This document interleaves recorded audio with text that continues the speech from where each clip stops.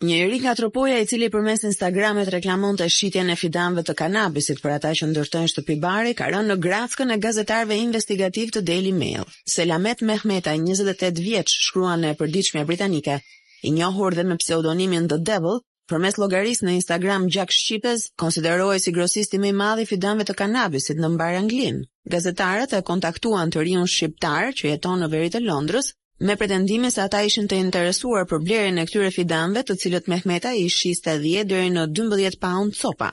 Përmes këtij biznesi, thot Daily Mail, Selameti ka fituar miliona pound dhe udhton në rrugët e Londrës me një makinë Mercedes-Benz që kushton 50.000 pound dhe një Audi RS7, përfshi një tjetër makinë të përdorur në garat e Formula 3.